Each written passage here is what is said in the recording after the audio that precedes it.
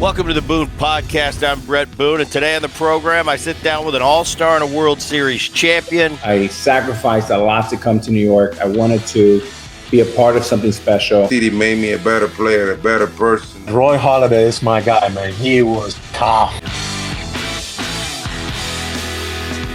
Hey, everybody, it's time for another edition of the Bret Boone Podcast. I'm Rich Herrera from the Infinity Sports Network. That, of course, is Bret Boone. We're going to catch him for a couple minutes before he has to run off to the yard for the Rangers game. We're also going to catch up with RJ Choppy of 105.3 The Fan, where Bret makes a weekly appearance.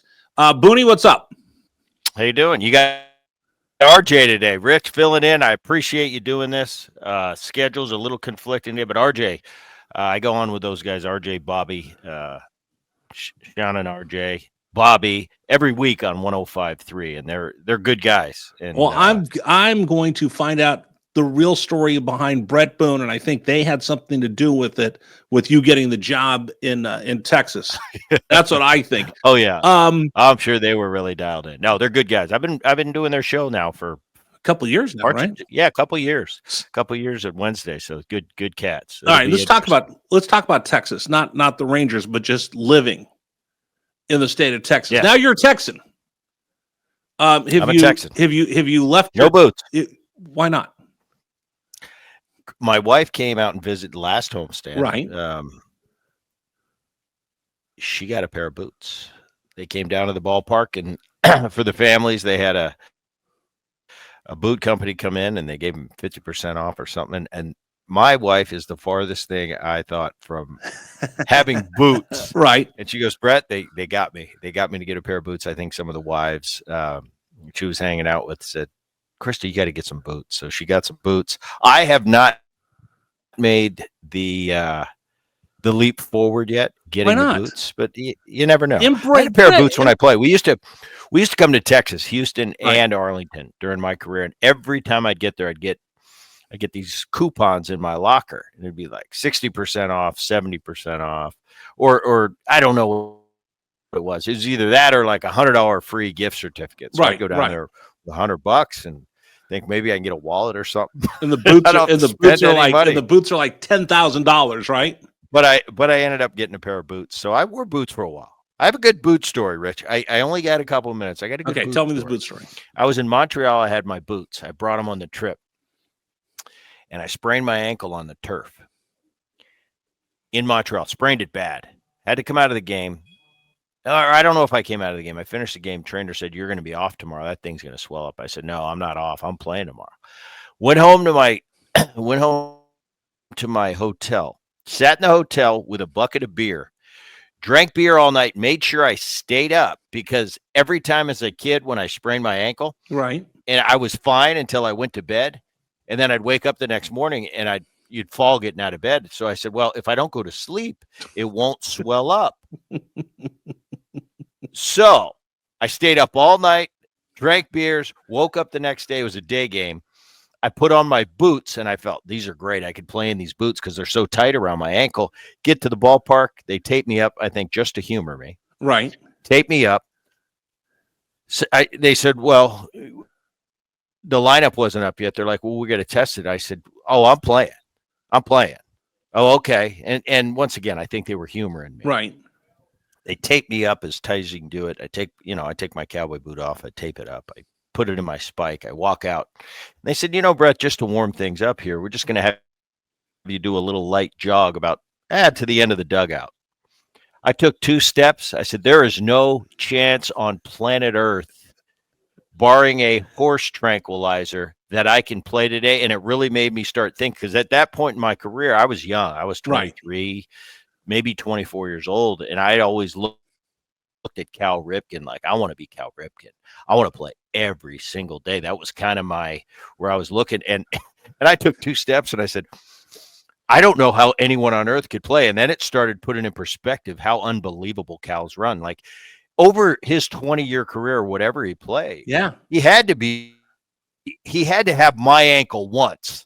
Exactly. And there's no way you can play on that ankle.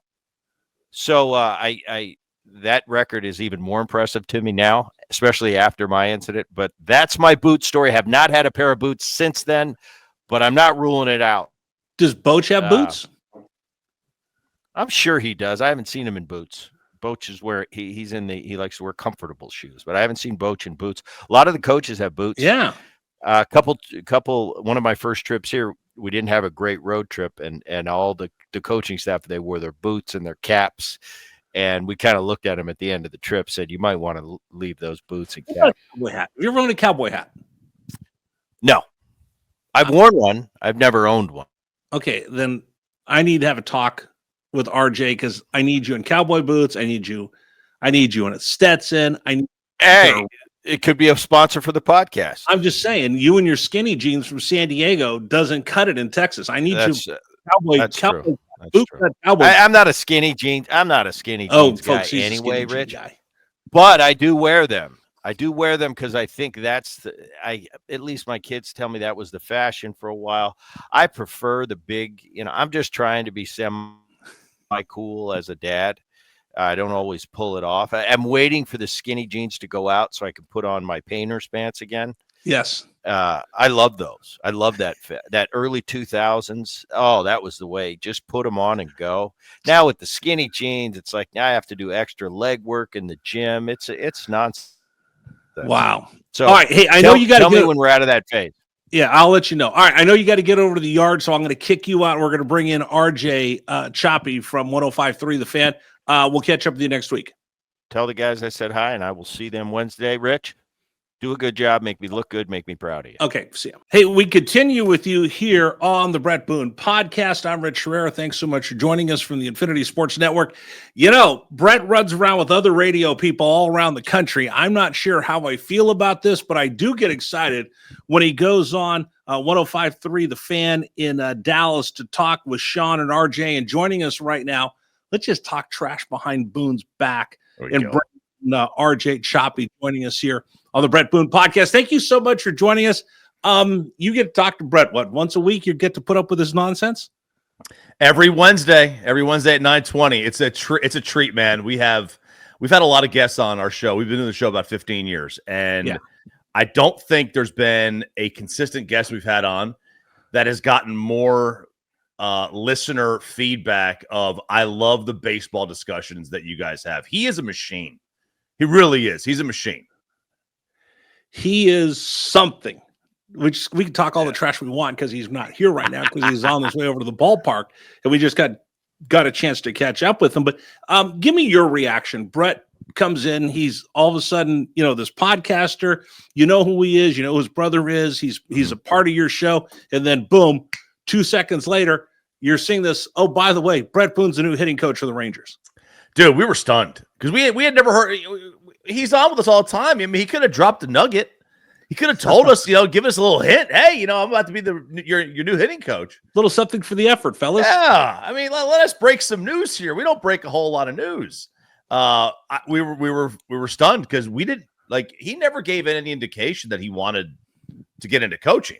That's a leap, man. That's a big leap. I mean, it's a lot different to get into coaching and managing baseball. It's 162 games in 180 days versus doing a podcast once a week, twice a week, whatever. It's a big difference. It's a grind. Yeah, it's a big grind. I mean, that's a commitment, right?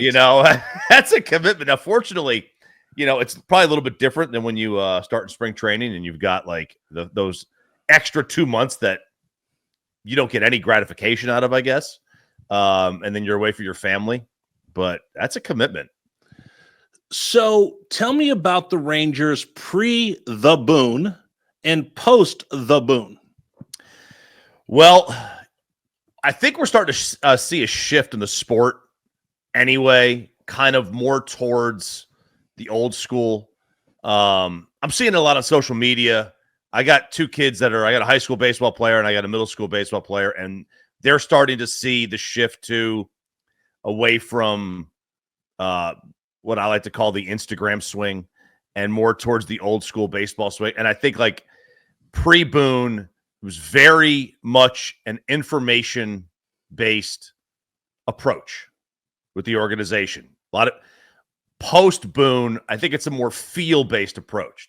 One of the things, he wants the players to learn from their teammates, watch the at-bats, watch the games. Don't be sitting on your iPad waiting for, to see what the scouting report says you should do. Watch. If he's not getting his curve over today, take the curve out. If he's not spotting his fastball, look for other pitches. And I think that's what we're seeing. And I hope that's what we're seeing, because I do think the sport has gone too far the other way. And all right, you mentioned you've got kids who played. I had a kid who played a year of college baseball, so I went through the whole travel league thing. And I'll tell you this, I hate travel league baseball. I hate travel league baseball parents. I hate travel league baseball coaches. And I hate all of these people. I was talking to this person this weekend, and she says, oh, my husband's in charge of our video. And I said, oh, and he goes, yeah, it's a 3-camera setup, and we've got iPads, and we're looking. I'm like, dude, what are you doing? So tell me your experience having kids who play youth baseball, high school baseball, and how over the top all of this is right now. Man, it's very over the top. Like, fortunately, we have 2 kids, and they're both completely different in the way they've come up in the sport. My older one got on a T-ball team at 4 years old, and they gradually got better and added players, but he had the same coach from 4 to 14. Okay. And that guy's a high school baseball coach. So he really was able to kind of give them good stability. And now he has gone into a much more competitive environment, and he's in on the scout teams and select teams. And they're starting to go to all these tournaments. They're going to Houston and Hoover, Alabama, and just traveling the country. But they're in high school now, which I didn't want him to travel before that. No. Now you get into high school, it's like, okay, you can start getting looked at. Go ahead. My younger one, they bounced around. There was never the same stability. That was the more frustrating one, because we didn't know year to year where he was going to play. But we don't travel with him either. And I just don't want to travel. Like, we're in Dallas, Fort Worth. We got great kids here. We don't need to go anywhere. I understand if you're in Ohio or right. Michigan, they'll come find you. They'll come find you, right? They'll come find you. They got scouts everywhere looking for you. They do. Let me ask you this, and this will go back to what Brett's talking about. Do your kids have fun playing baseball? When you go watch them, is anybody having fun, or does it seem like work?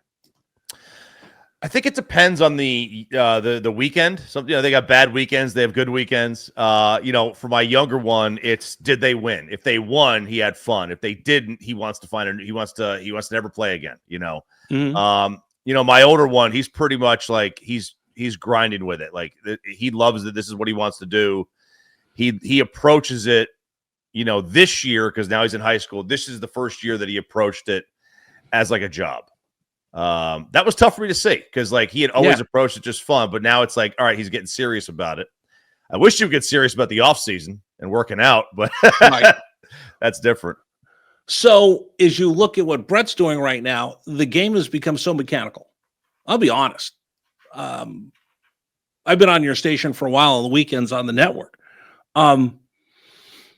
I've probably taken 98.9% of my calls about not baseball, because it's just become boring. It's become so mechanical. Before we got the pitch clock, I mean, come on, tell me, did you really want to sit and watch a 3.5 hour game? No. It became boring, and it became less fun. And it got to the point where, like, I don't even want to watch a baseball game anymore.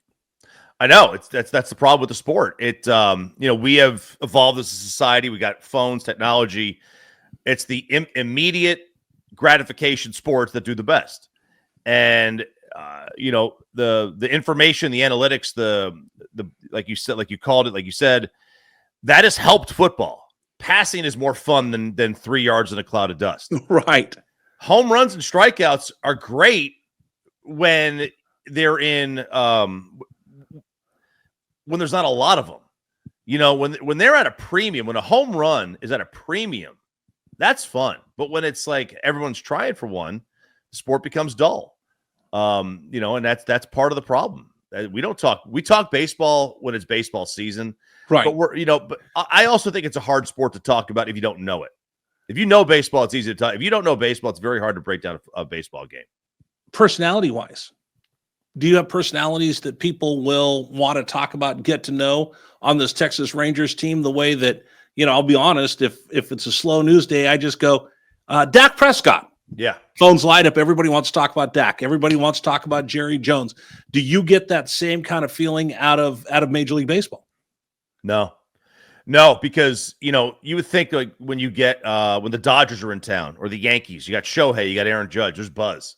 Right. There's really not buzz. Like it's it's not the same. It's not the same. It just doesn't feel like. And I also think that a major problem is the lack of a great pitching matchup because there's not the star pitcher. Hey, this guy's going to go 8. This guy's going to go 7. We're going to have a hell of a day. Let's go watch DeGrom and Garrett Cole. Those are few and far between. But yeah, there's not the personalities. Like the biggest names in the sport. One is Shohei. We know nothing about him. Very private. Very private. That's his business. He wants to be private. Be private. Aaron Judge. He's a Yankee. Like most people hate the Yankees. Well, he's like Derek Jeter. He can talk for 10 minutes and not say anything. And not say a word. Right. I love the closest personality you have is Uncle Aaron, getting thrown out of games left and right. Right. Yeah, that's it. Right? That's really it. Mike Trout, when he was in his prime, he never said a word. No. Harper, Bryce was the guy. Right. I think Bryce was the guy I think MLB wished became the face of the league. 100%. So now let me go down this rabbit hole with you. With Bret, Bret's a personality. Uh-huh. Have your listeners gotten more excited or following the Rangers at a closer pace because they feel like they know somebody from Boonie coming on with you for the last couple of years? Yeah, I think so. Like every time they do something offensively, they mention his name, they bring his name up. Do you do what I do? I look at my phone. All right, the Rangers. Okay, Rangers won today, but how many hits do they have? And do I get to give Bret a thumbs up, or am I going to send him a text message? Boy, I'm not sure how good you are. Yeah, it's because one of the things he talked about when he first signed on, he was like, hey, let's like find a way to manufacture runs. And then the first game he was there, they had like 3 sack flies. That would just never happen. Or you move the runner over with a ground ball to the right side. And we're like, oh, there's Bret Boone. There's Boonie. It's all him. He told him to go up there and make sure you take that 96-mile-an-hour pitch, just go the other way with it. Do you look at the game differently? I mean, you've got relationships. Listen, you've got a very successful show. You guys are the show that everybody listens to. You guys make news all the time, whether you want to or not. Sometimes I'll see you in the newspaper. But is it different when you have somebody that you had a personal relationship as a part of your show, and now you see him in the dugout working with Bochy? What's that like now that Boonie's jumped into being back in uniform for you? It gives us like a feeling of like, I don't say ownership, but like that there's an instant credibility there. Like we have Bret on, he's on with us every week. We have a relationship with him. We know him. I was fairly close, from a media coach perspective with one of the Rangers' old managers, Jeff Bannister. Mm-hmm. We would go play golf together. Like he was an awesome dude. I was very bummed when he got let go. Can't wait till he gets a job, as a manager again. But no, it gives you like, it's cool to see when you have a friend or you have somebody that and have talked to a lot in that seat, manager, pitching coach, hitting coach, whatever. There's an instant like credibility that comes to your radio show because you've got them. Like every time his name is mentioned, if you listen to our show, you instantly think of us as well, and that's cool. No, and he loves going on the show. He talks about it all the time here on the podcast, and he's been saying, hey, we got to get the guys on. We got to get the guys on from Dallas. So I'm glad that we're able to catch up with you for a little bit.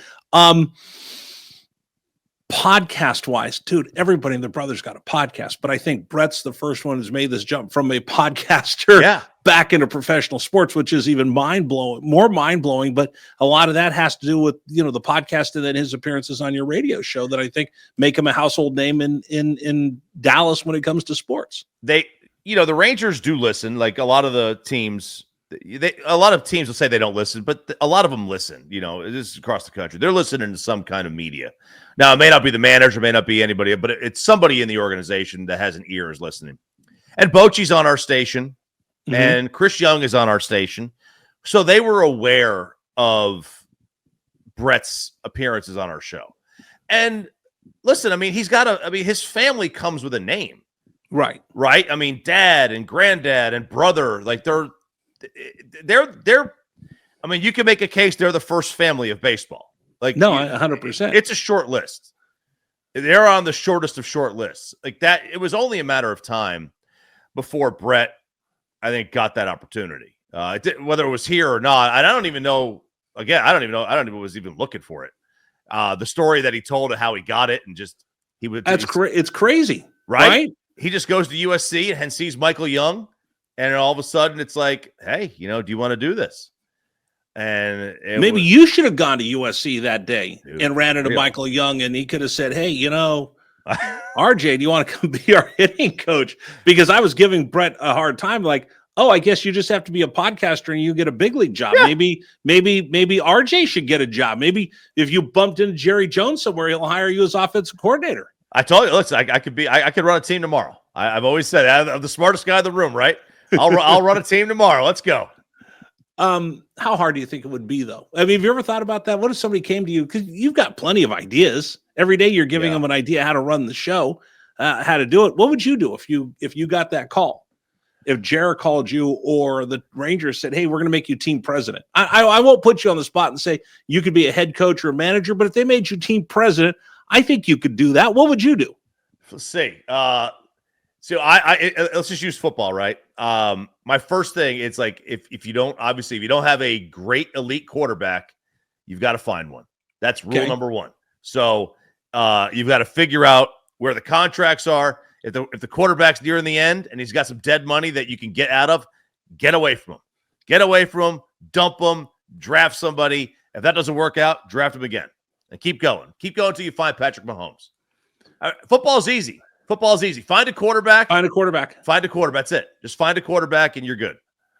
Have you ever thought about that? Like, could I go? Because listen, as a sports talk show host, it's funny. Tony Lewis used to say this. He goes, "It's amazing that you sports talk show hosts are so good at every sport when I just have a hard time managing one team and one game and one sport. And you guys know everything there is to know about every sport out there."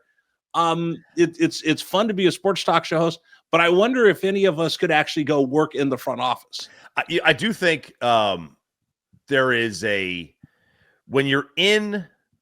I honestly think that when you're involved with something and you're knee deep in it for years and years and years, I think you lose sight sometimes of the progression of the sport. Like, I bet you there are people that are in media, like say myself, for example. I've been doing this, 20 years. You're like Zim. You've never got a paycheck doing anything else, right? That's right. That's absolutely right. So there are people in media that lose sight of what the changes are. Whether you're still doing the same, you're preparing for your show the same way you were 20 years ago, or you're publicizing your show the same way you were 15 years ago, and you don't adapt, and I think continuing education is huge. So it would make sense that people who have been in baseball for 40 years and grew up in a completely different way of the game might not understand and be willing to adapt to the new way of doing things. So, yeah, I think it's possible that somebody could make that transition, but I don't think you can't really do it right away. You're going to have to get into it and figure out how to do it, because there's a lot more that goes into it than just picking players. No, it's so interesting because you watch how many guys, and let's be honest, there's a bunch of people on TV that are experts. But I always say this, RJ, if they're really that good, the Rangers would go hire them from a podcast. Like all these guys we see on ESPN, if you're really that good at your job, a team would hire you to come run the team. But you stand there and try to tell us that you know more than everybody else running the team. No, because I'd go hire you. Right, because you need to have. Not everybody can be a scout. Like there's a skill to that. There's a gift to be able to see what a player can do. I got my two kids, and I know their swing pretty well, but like there are some coaches that could just throw a BP, just pitch to them and see exactly what they're doing in real time. And some need video. Right. The ones that can see what they're doing in real time wrong, that's a gift. That's a gift that you can't teach, I don't think. Like, you just have that, and that's why it's so hard to get into that, to get into any kind of working in professional sports. And that's why the Rangers went out and hired a podcaster, right, to jump in and take over. The Rangers have a shot. They get in. Yeah, they get in. They got a pitch. So I saw an article on ESPN, the biggest strengths and weaknesses of each playoff contender. If you were to go down, and then let's just assume health for everybody. The Rangers pitching that's arguably the biggest strength of anybody in the sport. Like, that's a really good staff. The amount of games where they've given up 0, 1, 2, 3 or fewer is a lot. And you want to tell me that you're a Dodgers, you're a Yankees, you're a whoever, and you want to go see in a 7-game series DeGrom and Eovaldi twice. Right. Who wants to see? Nobody wants to see that. No. And so that's a huge strength. And then you can back it up with, Malley had been doing well before he got dinged up. Leiter could pop. Rocker's got, really good stuff as a kid. Yeah, if they get in, they've got a real shot, but their problem is going to be getting in. And if you go look, outside of the 2023 year, they've had some down years. Right. They've had losing record. They win the World Series, and then they go back down to losing records again. Something's going on. I don't know why they haven't maintained the success from that season. Obviously, it was a career year for a lot of guys. That happens. Things pop. You don't ever see this, but there is talent on the team. Corey Seager's a better player than what we're saying. Yeah. Yeah. Simeon, Garcia, Josh Young. These are really good players. We haven't even talked about Wyatt Langford or Evan Carter that are good players that just haven't had some of the years they've been hoping to. Okay, so help me out with this then. And I'm going to use this on the network next time I'm on. Rank them 1 through 4 of the 4 major sports. Who is the first to win a championship in Dallas? Who's the last to win a championship in Dallas? Cowboys, Rangers, Mavs, Stars. The Stars are the first to win. They have the best shot of winning the next championship. Or the next to win. Because they've conference finals 3 straight years. They're a good team. They're a really, really good team. And then the Rangers. And then the Rangers are next. Man, the way the NBA has gone the last couple of years, like you've had teams that come out of nowhere and win. I could see the Mavericks being there. Cowboys, I don't think could win for 4 to 5 years. I like Dak. I don't know that Dak at this stage of his career can win a Super Bowl. He's very injury. He's got a very big injury risk, and there are better players than him. Mahomes is there. Hurts is there. The NFC is loaded. I think the Cowboys will be last, but I think so I would go Stars, Rangers, Mavericks, Cowboys. All right, so if Boonie does his job, I might be able to move up the Rangers a little bit. You talk to him. You talk to him all the time. He's got to put the work in. Now, have you gone to see him at the ballpark yet? No. So we've been swamped with kids baseball. I haven't had a chance to, but I will be out there. We will go. But my kids bug me to go to the games. They want to go see certain players. So, yeah. The hitting coach. Can't you take him down on the field for batting practice and let him stand there and see the players? I mean, come on, Boone. What are you doing here? You know what? I have not played that card. Oh, come on. I did already. It was at Nationals. Yeah. I took my friends to go see him and took him down on the field before the game. And Boach goes, well, just needed him and wanted to come over. You don't need to do that podcast. So you come work for us. Yeah. Hey, I don't want to play that card yet. Oh, I'll play that card for you all day long. All right. I'll drop that card all day long. All right. I'll talk to the kid. I'll see what game they want to go see. All right. Boone, you're on. Boone, you left us early to go to the ballpark. This is what you get when you let me take over the podcast. How are you going to still trying to get him out to play golf. I'm still trying to get around to 18 with him in there. He hasn't. No? No, I was like, maybe get 9. Play 9. Let's go play 9.